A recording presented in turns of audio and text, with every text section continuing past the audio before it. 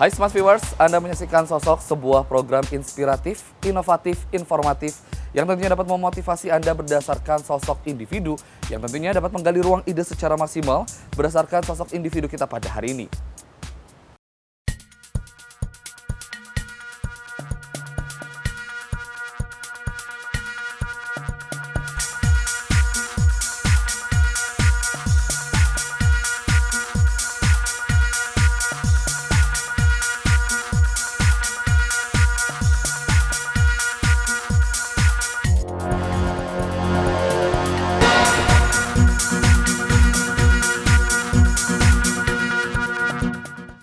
Hai Smart Viewers, sosok kita pada hari ini adalah seorang alumni BINUS yang tentunya memiliki banyak prestasi dan juga memiliki banyak pengalaman dari luar yang telah menciptakan sebuah aplikasi yang telah diunduh oleh jutaan orang.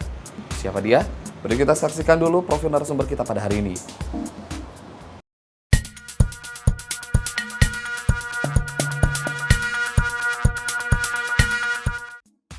Aplikasi PicMic yang sudah diunduh lebih dari 23 juta orang dari berbagai platform tersebut adalah buatan orang Indonesia. Calvin Kizana adalah sosok yang mewujudkan PicMic, aplikasi fotografi pada perangkat bergerak atau mobile gadget. Selama 12 tahun ia memimpin perusahaan jasa teknologi informasi, ia membuatkan peranti lunak, aplikasi, dan permainan untuk siapa saja yang meminta serta membuatkan produk untuk orang lain. Calvin pun akhirnya memutuskan untuk membuat aplikasi produk sendiri. Setelah melihat tren pasar, Calvin mewujudkannya dengan membuat aplikasi fotografi, karena kamera sudah menjadi bagian dari telepon seluler. Pria berusia 41 tahun tersebut melihat sinergi ponsel dan kamera yang tak terelakkan. Ketika diciptakan pada tahun 2012, aplikasi PicMic mulai muncul pada platform sistem operasi BlackBerry. Dalam 2 bulan, PicMic menggait sejuta penggunanya di dunia.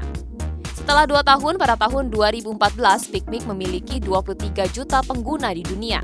Calvin sempat kaget karena mengunduh aplikasi PicMic berasal dari banyak negara. Jumlah pengunduh dari Indonesia 8 juta atau sekitar 35%, Afrika Selatan 13%, Venezuela 13%, Nigeria 8%, dan Timur Tengah sebanyak 6%. Selebihnya negara-negara di Eropa dan Asia. Ya pemirsa, itulah sedikit cuplikan mengenai profil narasumber kita pada hari ini. Dan kita akan segera berbincang-bincang dengan Calvin Kizana. Tapi setelah pesan berikut ini, tetap di program Sosok bersama Satista Prandawa.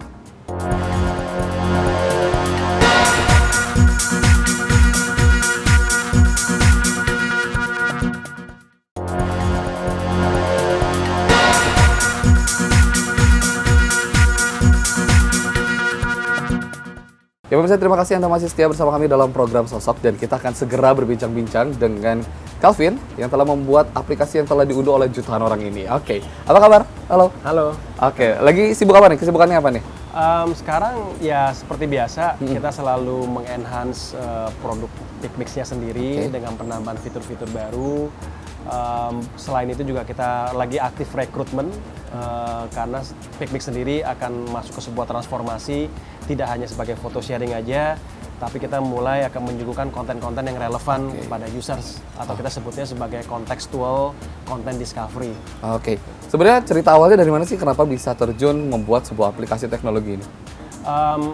Awalnya PicMic sendiri kan sebetulnya adalah sebuah aplikasi yang mirip seperti Instagram, dan memang karena kecintaan saya di dunia fotografi, plus juga saya suka bermain Instagram waktu saat awal-awal, sehingga saya akhirnya mikir dengan beberapa co-foundernya saya, kenapa kita nggak bikin aplikasi yang sama gitu, karena menurut saya harusnya kita bisa bikin seperti itu dan bahkan bisa lebih better. Dan akhirnya kita coba, waktu itu kita mulai di platform BlackBerry, dan akhirnya setelah kita launching, hanya dalam waktu 2 bulan setelah kita launching itu mendapatkan kurang lebih hampir 1 juta user dari seluruh dunia. Dan itu membuat kita jadi wow, gila ya, ternyata kita bikin aplikasi kayak gini peminatnya banyak banget gitu. Dan akhirnya kita lanjutkan, akhirnya kita porting ke berbagai device yang lain, berbagai platform seperti iOS, Android, Windows Phone, sampai dengan handphone yang boleh bilang handphone featured phone seperti Series 40, Nokia, X Nokia gitu ya. Jadi banyak sekali platform yang kita porting yang tidak disentuh oleh Instagram. Sehingga itu akibatnya membuat PicMix ini sendiri menjadi viral dan banyak dipakai oleh orang-orang sampai hari ini. Jadi ngehits ya pada saat itu. Iya, ngehits banget. Tahun berapa nih PicMix ini buat? 2012. 2012. Iya. Nah, pada saat 2012 kan sebenarnya belum terlalu booming ya kan dengan sosial media fotografi seperti itu kan. Nah, awal konsepnya kenapa sih bisa gitu tercipta atau tercetus kita buat ini aja yuk gitu. Karena saya ngelihat dari tren bahwa handphone itu kameranya semakin bagus, ya. Kemudian tren sosial media. Kalau kita bicara tren dari handphone itu semakin bagus, bahkan kamera ada 2, depan sama belakang. Jadi melihat dari situ, dari hardware yang semakin better, kualitas kamera yang semakin bagus, dan tren sosial media yang semakin gila-gilaan di Indonesia terutama, kita ngeliat kenapa nggak kita kembangkan ke sana. Dan kita ngeliat waktu itu hanya ada Instagram yang kayaknya booming banget. Jadi kita ngeliat, yuk kita coba deh gitu. Jadi kalau mau dibilang PicMix apakah benar-benar sebuah ide original? Kita sih bilang, jujur aja kita bilang itu bukan ide original banget gitu kan. Tapi kita make it better karena kita ngeliat beberapa kelemahan di Instagram juga. Contohnya untuk bikin foto collage, dia nggak bisa. Mau kasih stiker-stikeran nggak bisa. Bahkan mau kasih hal yang paling simpel, kita mau taruh teks aja nggak bisa gitu loh. Jadi konsepnya adalah itu hari waktu dulu itu kita ngeliat Instagram sebagai social photo sharing, dengan juga kita melihat foto booth yang cukup ramai dipakai oleh anak-anak muda. Jadi kalau kita ke foto booth gitu kan, kita bisa ngehias, bisa ngedekor, bisa kasih kumis, bisa kasih macam-macam lah. Nah, kita mau pindahin foto booth itu ke dalam genggaman di dalam sebuah handphone. Jadi kombinasi itulah. Akhirnya menginspirasi kita dengan beberapa co-founder, kita mulai bikin PicMix itu. Oke, tapi waktu itu udah yakin belum sih, wah ini bakalan maju nih, bakalan orang banyak yang pakai gitu? Kalau keyakinan, kalau mau dibilang bikin bisnis apapun sebetulnya itu kan adalah sebuah proyeksi ya, forecast. Kita mencoba mengira-ngira. Kalau keyakinan didasarkan dari tren, iya. Karena kita memang melihat bahwa tren sosial media itu akan semakin gila-gilaan. Terutama kalau waktu itu market kita adalah di Indonesia. Kita tahu orang Indonesia tuh suka narsis dan eksis. Jadi kita ngeliat tren itu kayaknya nggak bakal hilang nih. Udah itu mulailah muncul tren selfie, ya kan. Jadi kita ngeliat, ini kayaknya kita masuk ke target market yang benar gitu loh. Jadi dari situ timbullah keyakinan bahwa kalau kita bikin ini pasti kemungkinan suksesnya besar. Karena memang selain pemainnya sedikit dan trennya lagi booming ke sana. Oke. Dan untuk saat ini nih, bagaimana sih perkembangan dari PicMix ini sendiri? PicMix awalnya didesain memang yang tadi saya bilang sama seperti Instagram, sebuah social photo sharing. Yang which is Instagram sampai hari ini pun masih seperti itu. Tapi karena sekarang kita ngelihat tren, balik lagi kita melihat tren di dunia bahkan juga terutama di Indonesia, tren dari perilaku user menggunakan sosial media itu mulai sedikit bergeser, di mana mereka bukan hanya follow-followan aja, tapi mulai banyak sekali di antara mereka ini yang mulai menggunakan sosial media sebagai media untuk mereka jual beli. Atau kita bilang sekarang trennya e-commerce. Dan mereka menggunakan semua available channel, termasuk sampai messaging apps, sampai ke sosial media, itu dipakai sebagai channel buat jualan. Nah, kita ngelihat tren itu dan akhirnya kita lihat ini related dengan foto video sharing. Yang which is kita bisa ngeliat dari Instagram hari ini, banyak orang menggunakan Instagram untuk jual beli barang. Iya betul. Tapi tidak diwadahi. Sehingga kita harus mengira-ngira hashtag yang digunakan si penjual ini apa? Atau nama tokonya apa. Sehingga akhirnya akan menyulitkan bagi user untuk mencari barang yang mereka inginkan. Nah, bagi si seller pun itu juga susah untuk mempromosikan barangnya gitu kan. Nah, melihat tren ini, kita mewadahi user-user ini, mewadahi si buyer dan seller, dan kita akan membuat sebuah layer baru di dalam PicMix yang kita sebut PicMix Mall. Yang dimana untuk meng-capture tren itu, e-commerce, jual beli barang, dan orang hanya saat ini pakai di Instagram, saat ini bisa pakai juga nanti di dalam PicMix. Jadi benar-benar ngikutin perkembangan juga ya PicMix ya. Kalau kita flashback atau kembali ke beberapa tahun lalu nih gitu kan, sebenarnya backgroundnya pendidikan dari Calvin ini sendiri apa sih? Saya lulusan di BINUS, angkatan 91. Waktu itu saya angkatan pertama teknik informatika. Jadi baru pertama kali di BINUS waktu itu ya? Iya, di BINUS. Jadi waktu itu sebetulnya malah harusnya saya bukan di teknik informatika. Awalnya waktu tes masuk itu di teknik komputer. Teknik komputer, cuman begitu masuk semester pertama saya ngeliat cowok semua ya gitu loh. Kalaupun ada ceweknya pegang solder gitu kan, serem gitu. Jadi akhirnya saya pikir ya udahlah, saya pindah ke yang lebih netral. yang lebih seru, dan saya nggak mau jadi jadi anak STM nantinya gitu kan. Akhirnya saya pindah yang bisa mengkombinasikan antara knowledge di manajemen, software ya kan. Jadi itu semua ada di sana, yang which is waktu itu pas BINUS baru buka teknik informatika. Jadi saya waktu itu angkatan pertama di sana. Tapi kenapa sih waktu itu mau ngambil jurusannya yang berhubungan dengan komputer?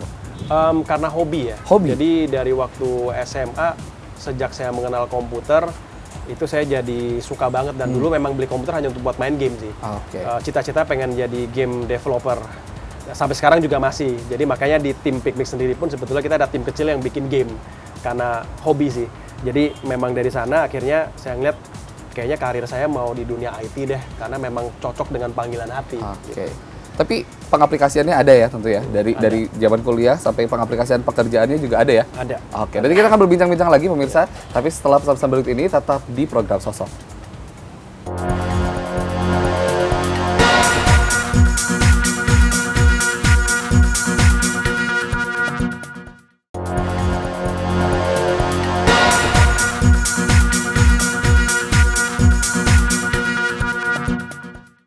Ya pemirsa, terima kasih Anda masih setia dalam program Sosok, dan kita akan melanjutkan perbincangan kita nih. Oke, kalau setelah sekolah itu ngapain lagi nih? Katanya kalau nggak salah nih pernah bekerja di luar juga ya? Iya. Dan kenapa mau balik lagi ke Indonesia nih pada akhirnya? Oke, jadi cita-cita saya dari dulu karena saya suka komputer, keinginan saya adalah bekerja di dunia IT, sehingga terinspirasilah bahwa saya harus belajar dan menuntut ilmu itu bukan hanya di Indonesia. Karena kan memang kalau kita bicara teknologi, memang di negara-negara seperti Amerika itu yang memang sudah berkembang, dan menurut saya waktu itu di tempat itulah saya bisa belajar banyak. Jadi cita-citanya memang pengen belajar dan pengen bekerja di luar negeri. Tapi karena keterbatasan biaya, akhirnya saya belajarnya di Indonesia. Tapi setelah itu tetap keinginan untuk pengen menginjakan kaki di negeri Paman Sam untuk benar-benar belajar IT itu nggak terbendung gitu loh. Jadi satu hari akhirnya karena berkenalan dengan perusahaan yang mempekerjakan saya secara freelance, secara remote, itu akhirnya saya di-invite untuk bekerja di luar negeri. Awalnya di Singapura, setelah dari Singapura saya lanjut ke Amerika, dan dari situlah saya belajar banyak sekali knowledge yang bahkan saya pikir wah di sini saya kayak jadi nggak ada apa-apanya gitu loh, kayak jadi orang paling bodoh gitu loh. Orang-orang sana kok kayaknya udah maju banget, yang namanya coding tuh cepet banget gitu, gua kok kayaknya masih lama banget gitu ya. Tapi akhirnya saya belajar dan banyak sekali ilmu dan bahkan network yang saya peroleh dari bekerja di Singapura, bekerja di Amerika. Dan satu hari saya berencana balik ke Indonesia sebetulnya secara nggak sengaja sih. Jadi pada saat itu kan di tahun 2001 terjadi teroris attack di Amerika, World Trade Center. Lagi enak-enaknya bekerja di sana, tiba-tiba ada serangan teroris. Akhirnya juga pas di tahun tersebut .com bubble. Jadi semua IT industri di Amerika itu porak-poranda, kacau balau, kena serangan teroris juga. Akhirnya banyak sekali yang di layoff. Ya, jadi banyak sekali ekspatriat terutama di layoff karena ada policy dari Amerika yang harus mempekerjakan sekian persen aja dari ekspatriat. Sisanya harus mempekerjakan tenaga kerja lokalnya mereka. Nah, saya kena bagian yang sialnya itu. Jadi ya udah, kamu harus kembali ke Indonesia karena kita tidak bisa mempekerjakan kamu karena policy ya. Nah, berangkat dari situ saya sempat kecewa karena saya pikir waduh, ini harusnya saya bisa lanjut di sini, bahkan cita-citanya pengen menetap di situ lah gitu loh. Tapi justru dari situ akhirnya saya ngeliat bahwa banyak sekali peluang yang memanggil saya di Indonesia. Apa yang saya sudah dapatkan di Amerika ternyata banyak menginspirasi untuk bawa balik semua pengetahuan saya itu ke Indonesia, sehingga ya idealnya sih itu adalah saya pengen ngebangun tenaga IT Indonesia agar lebih handal. Karena saya yakin kalau ada satu yang seperti saya bisa bekerja di Amerika dan bisa menghasilkan produk dan kualitas yang cukup baik, di Indonesia pasti punya banyak teman-teman yang seperti itu. Akhirnya saya balik ke Indonesia, saya bikin perusahaan yang memang fokusnya masih custom development. Jadi kita terima order, jadi kayak tukang jahit, kita terima orderan, terima person, kita deliver, kita dibayar. Dan waktu itu satu-satunya yang saya cari tenaga ahlinya nggak jauh saya mencari, yaitu di BINUS gitu loh. Karena memang saya alumni di sana dan menurut saya BINUS is the only the university yang memang punya tenaga ahli yang paling Tenaga ahli, kompeten. ya, oke. Karena kemanapun contohnya saya ke Singapura, itu pasti ditanya kamu lulusan mana BINUS gitu. To be honest, itu gampang banget masuk kerjanya, gampang banget diterima. Jadi udah punya nama ya di luar juga, udah punya nama. Ini bukan promosi ya, tapi Iya. memang pribadi, pengalaman pribadi gitu loh. Nah pas saya balik ke Indonesia ya saya nggak jauh nyari, memang cari teman-teman dari BINUS yang which is sampai hari ini mereka masih dengan saya. Oke. Yang kerjanya udah sampai 5 tahun, 10 tahun gitu kan, dari awal saya bangun sampai hari ini masih dengan saya gitu loh. Dan kualitasnya memang bagus banget gitu loh. Dan saya nggak kecewa lah mempekerjakan mereka. Nah kesempatan yang tadi saya bilang, karena di Indonesia ini di saat memang mau mulai berkembang masuk ke dunia IT, saya balik, itu menjadi momentum yang tepat. Sehingga waktu saya masuk ke sini, saya setup sebuah perusahaan IT, saya bisa dengan gampang sekali mendapatkan tawaran project-project dari perusahaan-perusahaan membutuhkan sebuah solusi IT gitu loh. Nah, karena saya sudah punya beberapa portfolio yang saya kerjakan, saya bawa, dan dengan mudah saya bisa mendapatkan proyek-proyek dari beberapa perusahaan-perusahaan ternama. Itulah kira-kira yang membuat saya balik ke Indonesia malah justru nggak rugi, malah akhirnya saya bisa memiliki perusahaan dan saya bisa menjadi entrepreneur. Kalau di Amerika ya saya jadi pekerja aja gitu loh. Tapi sempat ada nggak sih kepikiran untuk ketika Amerika udah kembali normal, saya akan kembali ke sana gitu. Ada nggak sih kepikiran kayak gitu? Sempat kepikir satu hari kayaknya balik lagi ke Amerika tuh enak deh gitu loh. Tapi karena perusahaannya berjalan dengan baik, terus saya mendapatkan tempat juga di dunia IT, sehingga membuat dunia itu menjadi berubah gitu. Bahwa saya lihat nggak harus di Amerika kok, ternyata untuk bisa sukses di Indonesia pun justru peluangnya jauh lebih besar. Makanya dari itu akhirnya saya pikir Amerika tempat untuk kita networking, untuk nyari project is okay. Tapi kayaknya kalau bikin company di Indonesia akan jauh lebih better dibandingkan di Amerika. Tapi seorang Kelvin ini nih, ketika dipulangkan dari Amerika tentunya memiliki rasa kecewa sedikit ya kan. Nah bagaimana sih untuk ngilangin rasa kecewa itu dengan saya harus stay di Indonesia, saya bisa buat yang lebih baik di Indonesia. Waktu itu saya berpikir dengan positif sih, artinya kecewa ya, karena cita-cita saya kan akhirnya yang mau menetap di Amerika nggak jadi kan. Tapi karena akhirnya saya manfaatin waktu sedih saya itu, saya renungi dan saya mulai ngobrol kiri kanan, dan saya ngelihat peluang bahwa saya sebetulnya bisa membuat sebuah company di Indonesia untuk melayani pekerjaan-pekerjaan dari Amerika. Sehingga akhirnya saya malah mengkontak semua klien saya yang di Amerika dan juga ex-bos saya yang di Amerika. Saya bilang, saya balik ke Indonesia aja deh. Di Indonesia saya bikin perusahaan, kamu udah tahu kualitas saya. Di Indonesia banyak loh yang kayak saya gitu kan. Jadi saya bisa mempekerjakan mereka dan kita bisa deliver project untuk kalian gitu loh. Dengan harga yang di diskon jauh karena kita pakai rupiah, sini kan pakai US. Jadi dengan itu saya ajukan proposal itu ke beberapa ex klien dan ex bos saya, mereka senang sekali gitu loh. Itu yang membuat akhirnya saya menjadi positif bahwa I'm not taking a wrong decisions gitu loh. Akhirnya saya balik ke Indonesia. Jadi intinya sebetulnya adalah di saat kita kecewa itu jangan terlalu berlarut-larut, jangan terlalu dipikirkan gitu. Justru pikir positif gimana cara manuvernya. Dan memang nggak gampang sih. Setelah kita jalanin baru kita bisa mengatakan itu gitu loh ya. Jadi akhirnya memang keputusan itu yang saya ambil, dan karena disupport dari perusahaan-perusahaan di Amerika, saya balik ke Indonesia gitu. Oke. Nah tentunya untuk mendirikan startup seperti ini nggak gampang, tidak semudah membalikan telapak tangan gitu kan. Tentu ada perjuangan-perjuangan yang dilewati gitu. Ada masa-masa sulit apa sih? Masa sulit pada saat celengan habis. Karena startup itu kan sebetulnya kita mengandalkan di awal-awal berdiri itu mengandalkan fund. Mengandalkan fund baik dari fund pribadi maupun dana ataupun fund dari investor. Nah, di saat awal-awal memang saya menggunakan dana pribadi. Sampai di satu titik, wah dananya udah mau habis nih. Tapi produknya booming. Nah, mulailah saya mencari investor yang percaya dengan apa yang saya kerjakan. Sehingga akhirnya ditemuinlah 1-2 orang. Akhirnya banyak investor yang kepengin dan kita pilih mau yang mana. Dari situ masuk dana dan akhirnya kita bisa lanjut. Nah jadi kalau mau dibilang startup itu yang paling sedihnya adalah pada saat dananya mulai habis tuh. Dan pada saat kita berjuang mencari investor, itu tuh benar-benar perjuangan banget. Karena yang saya alamin adalah kita dicintai dan kita dibuang. Dicintai, dibuang. Ada yang udah dicintai, udah mau tanda tangan, nggak jadi gitu loh. Jadi ibaratnya kayak orang pacaran. Mau ngajak menikah, pacaran, kita ngobrol ke istri, ke calon istri, ke calon mertua, ada yang percaya, ada yang enggak. Lu nipuin istri anak gua nggak ini deh, gua nggak izinin menikah gitu kan. Sampai akhirnya, oh ya saya suka sama kamu. Tapi mentok-mentoknya akhirnya dapat yang memang cocok, itu memang perjuangan dan harus dengan perjuangan yang sangat-sangat nggak gampang lah gitu loh untuk meyakini mereka. Ya. Oke. Nah, terus kalau misalnya Calvin ini pernah nggak sih mengalami yang namanya kegagalan? Kegagalan pasti. Setiap hari juga gagal. Hari ini saya gagal makan bakmi ya kan. Itu aja udah kegagalan gitu loh ya. Jadi dalam hidup itu kalau menurut saya kegagalan itu adalah sebuah sebuah guru yang terbaik, dan dia yang selalu mengingatkan kita bahwa jangan ulangi lagi. Kamu udah pernah gagal di sini, jadi rambu-rambunya kita. Bagi saya kegagalan itu sebuah teman sih, sebuah teman yang harus kita rangkul sehingga kita tahu next step-nya mesti seperti apa to make us even better gitu loh. Kalau manusia nggak pernah gagal, menurut saya itu nggak mungkin ya. Semua orang sukses yang kita temuin pasti pernah gagal dulu, which is itu hal yang normal bagi saya. Kegagalan itu bagian dari hidup, bagian dari karir, bagian dari kita berbisnis, is fine gitu loh. Jadi hadapin aja, tinggal caranya adalah kalau udah gagal jangan dipikirin terus.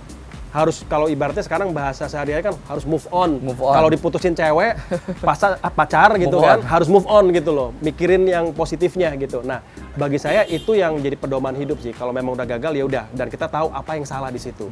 Saya sih ngajak teman-teman untuk berpikir itu seperti seorang saintis. Saintis itu menciptakan sebuah obat. Dia melalui berbagai macam eksperimen.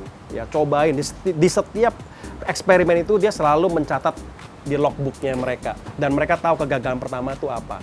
Kan kalau di film-film sering kan eksperimen ke 236 gitu kan, lanjut lagi. Nah, setiap kegagalan itu dicatat sehingga mereka tahu nggak boleh ngulangin lagi. Nah, akhirnya dapatlah satu yang berhasil. Jadi kalau saya bilang, kalau tadi sempat ditanya sukses itu apa, kalau saya bilang sukses itu adalah 99% kegagalan. Suksesnya cuma 1% gitu. Berarti kita harus melewati kegagalan dulu ya, baru bisa mencapai kesuksesan. Itu membuat kita menjadi semakin mateng kok. Gitu. Boleh nggak sih kasih pesan-pesan terakhir aja, pesan-pesan terakhirnya untuk smart viewers nih yang menyaksikan program Sosok yang mungkin masih takut untuk membuat bisnis startup gitu, atau bagaimana gitu cara untuk membangkitkan motivasi ya? Saya pikir sih teman-teman startup semua harus percaya dengan mimpi. Semua orang punya mimpi besar. Tinggal gimana caranya kita mencapai mimpi tersebut, itu harus kita benar-benar berjuang ya, dan yang pastinya jangan takut dengan kegagalan ya. Kegagalan itu bagian dari kita berbisnis, bagian dari kita menjalani hidup. Jadi bertemanlah dengan kegagalan karena mereka adalah guru yang terbaik. Berarti berawal dari mimpi. Terima kasih. Thank you. Kita sudah 30 menit berbincang-bincang pemirsa, dan sampai sini dulu perjumpaan kita. Sampai bertemu di program Sosok selanjutnya di jam dan hari yang sama. Saya Tessa Prandawa, pamit undur diri. Selamat sampai jumpa. I dedicate this one to the nine.